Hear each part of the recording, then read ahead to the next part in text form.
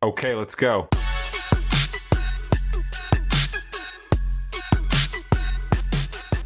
Hi, friends of the Coachella Valley. Jose here from the New Mindset. I'm back here with my editor-in-chief. Stephanie Moreira. And today we have a very special, unique guest. We had a launch event and we gave a giveaway to be a co-host for the day. And we have Miss Alex here. Tell us a bit about yourself. Hi, my name's Alex. I'm from the Coachella Valley,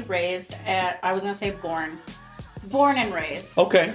There you go. And I work at Martha's Village and Kitchen, the homeless shelter located in Indio. And we serve the entire Coachella Valley, and we provide a whole ton of services to not only fight homelessness, but prevent homelessness as well. Nice. Shout out to Martha's Village Kitchen. Fantastic work. Yeah. Well, this is also another reason this special episode. We have not had artists hit as hard as you guys have. We've researched your music. And if you could please, each of you introduce yourself and then just tell the name of your band. I'm Matt Hatter from the Bermuda. DJ C4 from the Bermuda. And I am Ivy the Giant from the Bermuda, and we are the Bermuda from the Coachella Valley. There we go. Easy Great. peasy. Well, guys, we've listened to some of your music. I thoroughly enjoy it. I'll tell you that if not for copyright, I would have used it in a lot of my videos, right? So I'd like to ask you guys, take us back a bit to the beginning. Where did you guys, each of you, come from? Are you here local? Did you come from somewhere else? How'd you get to the valley? That type of question. I was born and raised, born in Indio. Grew up in Cathedral City the whole time. So I'm kind of a desert rat, as you would say. Okay. All right. How about you, bro? Same. Desert rat. Born and raised here. Badass. I was born in McMinnville, Oregon, and probably until I was 9 years old. And my family came down to Palm Springs, and my parents had originally got married here, so they came down here. And pretty much been raised out here. Other than that, somewhat raised in Mexicali because half of my family's over there as well. So, I've just been out here in California my whole life. International like that. Pretty much. There Yeah. you go. That's what's up. So you guys basically grew up here. So you guys went to school here, I'm assuming. Yeah. Right? Yeah. What high school did you guys go to? Ivy and I went to Palm Springs High School. Okay. And I went to Cathedral City High School. Hey, there you go. Palm Springs High. I'm Palm Springs High School too. What year did you graduate? My year is 2012. 2012 Yeah. or 13? Okay, yeah, Oh, okay. Yeah. Okay. Oh, there you go. The same age here.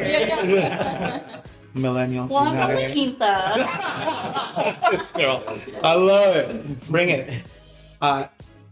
You guys in high school, where was the point in time where you discovered music was your passion? For me, I think it started either 8th grade or freshman year, around there. Was when I first started getting into making music with my older brother, and he was making the beats, and we were kind of throwing something together. And then What kind of music was it? It was rap. Yeah, like rap and hip hop. He would take beats like Dr. Dre or stuff that Ice Cube would do, and then he would chop it up, take those, and then like make a beat out of that snare, Wow. that kick, and he would cut it all up on Sony Acid. Oh, shit. Program. That's cool. So that's where I kind of got my start from. And then Ivy and I started making music with the Bermuda, a couple years The year after 2014 we started. after high school. Okay, and how do you play your so you're a DJ, Right. and so what type of music do you is your like music that you play? Really don't have a genre. I kind of go all around. So I started off listening to rock, heavy metal, punk. I got all into that because of my dad. He had a bunch of like just old like 70s rock records. Okay. So, and he was gonna give them out, and I brought them back in the house. I I sold my guitar and bought a pair of turntables. So yeah, and then he was kind of like iffy about it because he wanted me to learn how to play guitar.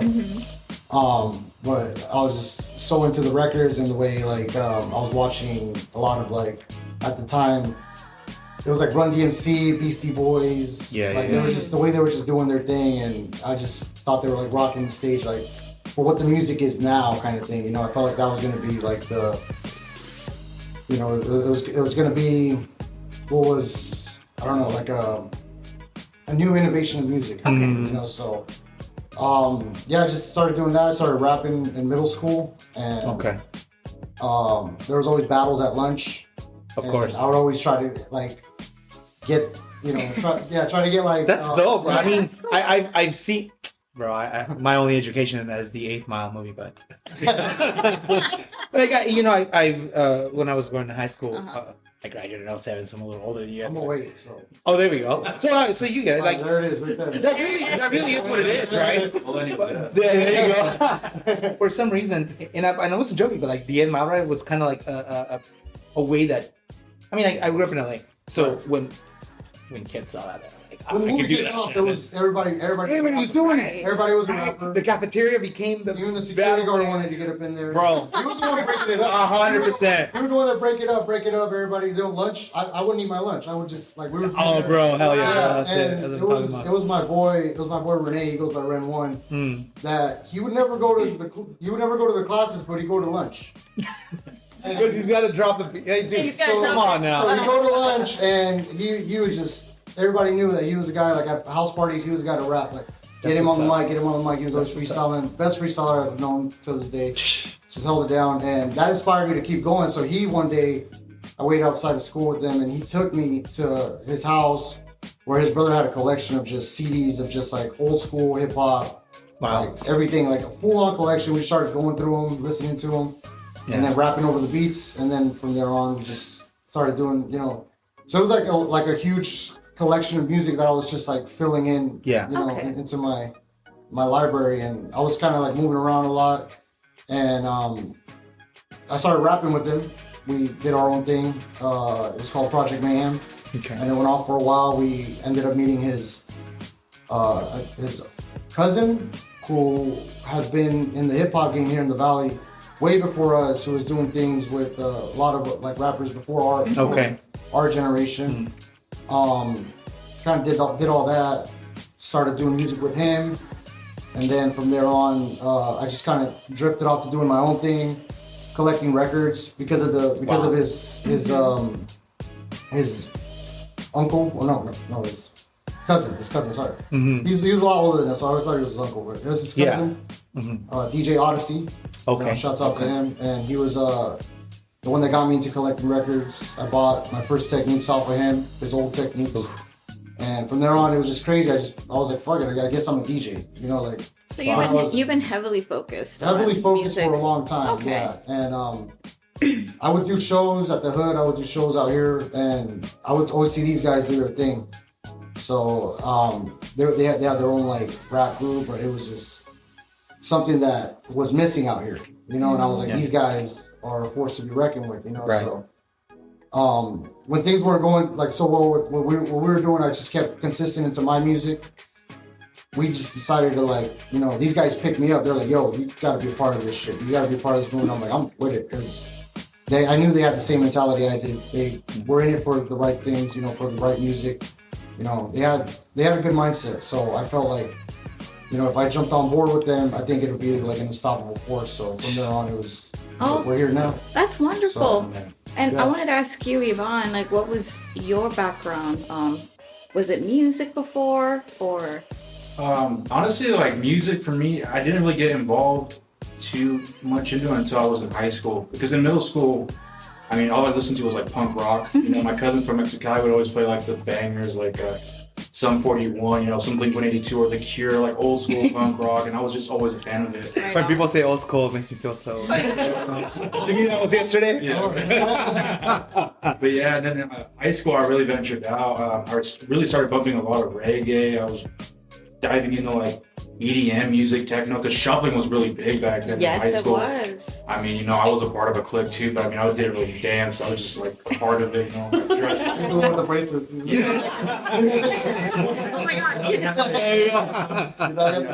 guys collection? Yeah. Pretty much, yeah. But it wasn't until like after we graduated, I remember 2013, I just started, I worked at Ralph's, I was a night clerk, and I wasn't really doing much. All I knew was like I wanted to cook, I wanted to go into culinary, save up for that. And I knew, Matt was already working on music, and he'd gotten back into the studio that he had at his home. Wow. And Okay, a home studio. Yeah. Just Built built one, PVC piping, like curtains, like that's You know what? Weighted You blankets. the foam you on start the somewhere. inside. You That know. sounds a little scary. It wouldn't collapse. It just got very hot. sturdy. Yeah. Very, very hot. And one day I just remember Matt was like, "Yo, like, I don't want to do this alone. Like, I think you'd be sick if you did it with me. What do you think about joining the crew and like, rapping?" And I'm like, I've never done this before. Like, I never even thought about making music like that. Yeah. So it probably took like half an hour, and I was like, "All right, let's do it." Just like Had a sip of coffee, did a little bit after. You know what? That's it. Telling myself, like, why not? Like, let's have fun. Yeah. From there on out, I just kept doing the damn thing. I've just been having fun ever since. That's great. Wow. And then, so then how did you all three meet at the same time? Like, where was it? Was it a festival? Was it a place? It was we did a show called Resurrection? No. I was like, it was a wrong show, bro. Resurrection. Sorry, it was yeah. Yeah, and it was at Flat Black, their first location. When it used to be in a warehouse. Or Yeah. like a certain section. And I think you and Renee were performing that day, and we had seen them, and I just remember we were like, man, like these dudes are actually like the only ones that we can relate to, like sound wise and like what they're doing on stage, because it was a lot of stage presence, and there was no rapping over the vocals. So I mean, that's like a big thing. Yeah. So then where did the name come from? Because no one's from Bermuda Dunes, and that's definitely what I thought of. And I'm so interested in this. Yeah, but we get that a lot. A lot of people assume that we're from Bermuda Dunes. I'm like, But- yeah, Hold after on, we got hit up 42nd. Dutch Bros Corner. That's a good song.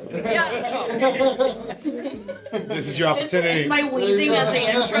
Right. Instead of like a really sexy voice on the phone, like, Yeah. oh dear, it's just me. There you go. Yeah.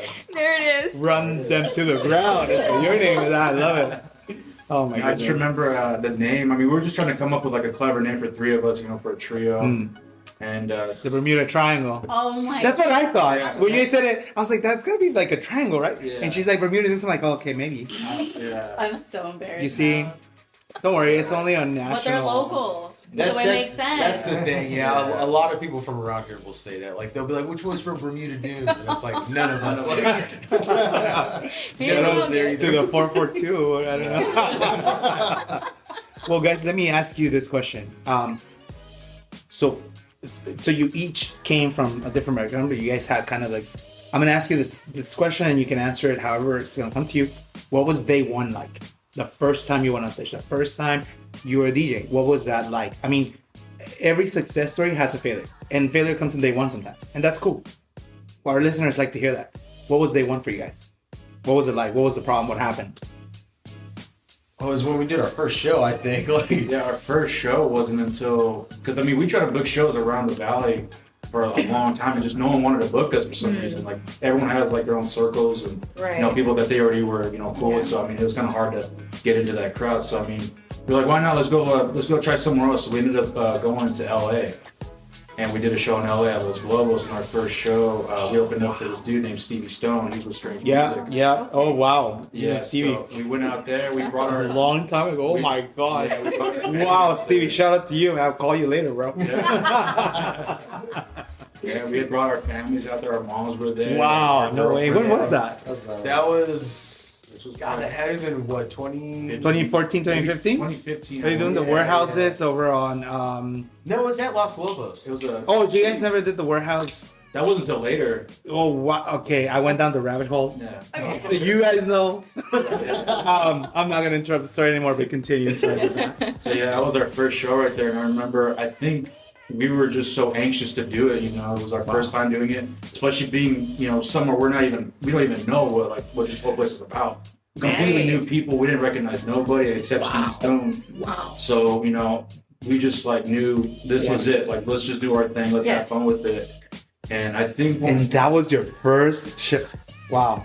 To get that as your first show, that's insane. That's amazing. That's Yeah, insane. it was cool. It was a cool experience. Definitely surreal. Like, what was that? Did something happen that didn't go quite as well? Like, what was there? I think it was just the first time figuring out what to do on stage, and Okay. like, because I remember by the end of the first song, I was like, I am gassed out. It's the first song. Yeah, and I was like, we have like 19 more minutes left. Like, I'm just like, I don't know how this is gonna go. I mean, the whole time we're just yelling on the microphones. Like, there's no vocals, so it's all us. We're just like hyped up. We're just screaming. So like we lost our breath after the first song. And to like the first time performer, I think there was a couple like hiccups where we missed verses or stuff like that. But I think that was like day one. Really, Definitely a great stepping stone from there. You know what I mean? It's something great to build off of because now we know what to expect if we were to go anywhere else. Oh, 100%. You know, So it's the first day, right? So Yeah, what, day. how was day one like for you? Forgot I mentioned like I started with a band. Oh, I was in a rock band, yeah. Oh, okay. That was kind my of first could have show. said that. No, sorry, yeah, I forget about that. But it was in high school. It was during high school. Were you And- playing guitar in that band? No, I was a rapper. We were Okay. doing Rage Against the Machine covers and like Tool covers and stuff like that. But then we would do our Nice. original shit too. Oh, that's nice. We did a show in Palm Desert. No, I think it was like in Palm Desert, like at a ranch. Okay. And That's cool venue. we set it up and everything off a generator and all that. And we kind of kicked off the first song, and this dude came in with like this big ass fucking truck right in front of us, and just started bumping his music right in front of us. Oh, that's And it was really and it was EDM music. It was at the time like EDM. Dude, so you're playing. This So guy nobody rolls up. wanted to hear like the music at all. So that was the first time we ever performed, and from there I was just like, yeah, I could break anybody kind of thing. You're just like, Yeah. You know, like, What are you doing? You're like, oh, so, man, it was that's a little harsh on all of us, and I think after that we ended up doing like shows in LA too. But the first one was out here, and that's I remember we had a show like that. There was a crowd built in, and then as soon as they announced us, and we did maybe 30 seconds into the first song, there was one dude left. And Oh, bro. See, that's day one. It's happened. It's happened. no one talks about those, man. Yeah, I know. Yeah, it's a tough Nobody one. successful talks about those. That was like one of those like, oh, this could happen. There you go. All right, guys. Well, let's cut into our first commercial. This is such a good conversation. We ran into like 20. I know. Let's go ahead and cut into a good commercial right now. This commercial spot could be yours. The New Mindset of the Coachella Valley is broadcast throughout Apple Podcasts, Spotify, Pandora, and all your favorite podcast stations. For more information, don't forget to reach us at The New Mindset OTCV on Instagram or The New Mindset OTCV at gmail.com. And we're back. Okay, so, man, your path is fantastic. They say success is a path of failures, right? It's just what it is. And you only get to success once you pass those. Let's talk about today. So you guys are doing shows. You're being booked, right? How does one reach out to you to get booked? What's the process of today in order to have you guys at the show? Now don't speak up.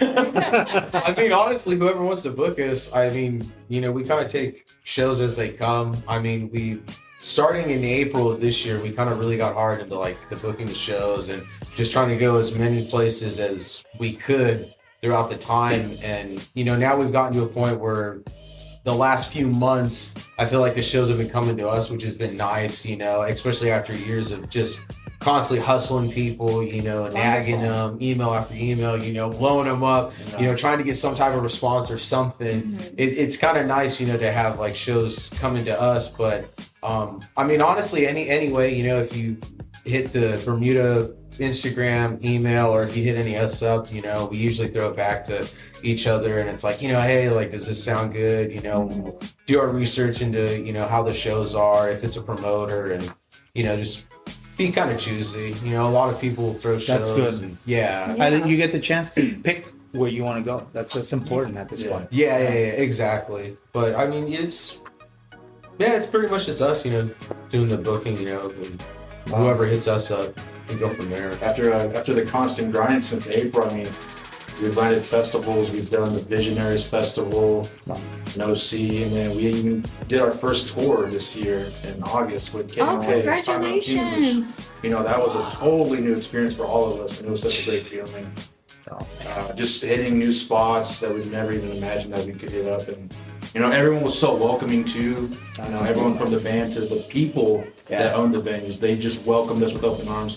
It was our first time like checking out the green room. You know, everyone was just super welcoming. It was such a great experience. Do you guys feel like today you have an easier time going into a venue and doing a show, or do you feel like it's the same nerves you got from day one? I think for me personally, it's the same thing. It seems to start off like it's easier. As the day goes on, you know, it's easy, and then when we get to the venue, then it kind of starts to settle in. Then when we're doing sound check, then it hits a little harder, and then when we're backstage and he's doing, you know, the intro, and then it's just like really just butterflies, and I'm just looking at him, and I'm just like, whoo. Like, Wait, so are you the nervous one out of the three of you? I mean, I would think so. I mean, because he says that he's, you know, he doesn't really get too nervous anymore. Not anymore, honestly. I think now we're so comfortable with what we do because we have a certain routine. And the way everything just feels so natural. So like once he sets it off, it's go time. Like, Oh, that's great. Like he's ready, and I'm just like, I don't know. Like I still get those nerves every time, but it's. Okay, it's important to get those nerves too every now and then, just so keeps you on your toes, right? Oh, yeah. This is what I got from the Rocky movie. I always go back to that. Yeah. Do you guys feel like today? How do you feel today's kind of youth? We were talking about there's different age groups here, even just here right now. Right. There's different age groups. There were different worlds that we've kind of collided into one even today, right? So how do you guys feel like today's people listening to you, and like what are the age what are you finding out there? Do you find like, do you see newer, younger kids? Do you find like it's kind of sticking the same age? Like, well, what's it like for you guys? I don't know, like when you look at the, you know, analytics of everything, you know, on Spotify and stuff like that, it seems like it's a lot between like 18 and 34 in that age range, you know, so it's kind of wide, but I don't know, I think it's kind of the sound that kind of attracts the younger age, because you know, like our new song Exhaust Tips, it's not really that like boom bap old school style, but it has kind of like this new like chill vibe to it. I feel like that kind of attaches to the younger crowd, you know, that's coming up and, you know, finding music like how we were when we were, you know, that age, just soaking in like a sponge everything that, you know, you come across.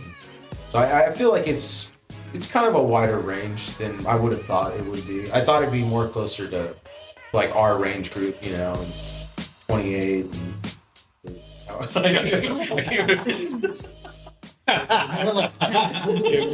you don't gotta say that. So talking about the music, how do you guys collab and talk about what kind of lyrics we're gonna create, how we're gonna sound? What is like your strategy, all three of you? That's what it's like. It's always a challenge. I mean, we usually just try to look for an instrumental, either on YouTube or if, you know, C4 has a couple, or, you know, we always try to venture out and, you know, maybe I'm feeling something that I really want to write to, and I'll write to it, but I'll show the rest of the guys and maybe they're not on the same page as it, or they don't feel it, or maybe they want to try something different. I mean, I think the best part about the group is that we're so open-minded to each other, and we're always willing to try something new. And at the same time, it sticks to what the Bermuda is, you know. We don't switch up our whole memo or like who we are just to fit a song. Like we know what we like, and we know what we can accomplish with certain sounds and stuff like that. So, I mean, the creative process, I mean, it's always fun too. I mean, we're up till like 3 in the morning, 4 a.m. sometimes, just writing, just vibing out, getting pretty hammered or pretty stoned. You know?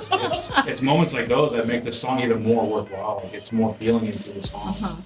I mean, we love it. I mean, it's always fun creating. The new album, that's a lot of the songs that are on the album are from those 3:30, like 4 o'clock in the morning nights, and it was just like, man, those songs are Like, they just, when you walk out of there, it's just like, man, this is so fun doing this. Like, yeah, and we've been recording at the Index Room. Shout out to the Index Room in Palm Desert. I mean, his whole setup, like we've never heard our music sound so crisp and high quality as it has with him. And hearing our music played back and he's like editing everything and it just sounds so amazing. So we get the chills when we hear our own stuff. Sometimes we're like, wow. Yeah. That's awesome. Like, You gotta love what you create, Yeah, it's pretty cool. That's awesome. Well, guys, we're gonna cut to the next commercial, and when we come back, let's talk about a bit of the future, where you guys are going, where you're headed, what's next for you guys, and let's have Alex cut the commercial. Go ahead. We'll be right back after this great commercial. The new mindset of the Coachella Valley is happy to bring you Martha's Village and Kitchen. It is one of the largest providers of homeless and impoverished services in the Coachella Valley and Riverside County. They offer unique, life-changing programs based on the nationally recognized Continuum of Care model. They break the cycle of homelessness and poverty. Don't forget to follow them, stay up-to-date with news, and if you need any help, remember, their creed, compassion, respect, empathy, empowerment, and dignity are the cornerstones for which they stand. Martha's Village and Kitchen. Thank you. And now we're back from that amazing commercial. Yes, it was a great commercial. Fantastic. Brought to you by Martha's Village. Yeah, Thank you. Guys, it's been a blast getting to know your past, your present. Let's talk about your future. So you guys obviously have been grinding since April. You've been succeeding and pushing forward through all the barriers that you may or may not have. What does the next month look like? What does the next year look like to you? We're at the end of 2023. Where's 2024 taking you? Well, we're kind of finishing off the year with a couple shows. We have two, one in November, one in December. And then we're getting ready to drop a new single in December. And then also our new album will also drop in December as well. So kind of gearing up for like a big year end for us and with the new content, and then going right into 2024, just heavy hitting with the shows. We did 24 this year, so we're trying to do double next year. So that's kind of the 48 or 50 at least. Yeah, that's cool. Okay. So you guys see yourselves touring again? Yeah, we are trying to hop on another tour. We don't think we're ready to do our own yet, but we're trying to get on, possibly someone else's tour and open up for them, and then eventually lead that to our own tour, go from there. So we'll see. We'll see what the year has. And what is your album called? It's called 3AM Effect. Oh. Yeah. So yeah. There you go. Yeah. Everything makes sense. It's Yes, full so circle. Bermuda, the number 3. I'm getting the vibe now, guys. I didn't even think about that either. I'm available for marketing.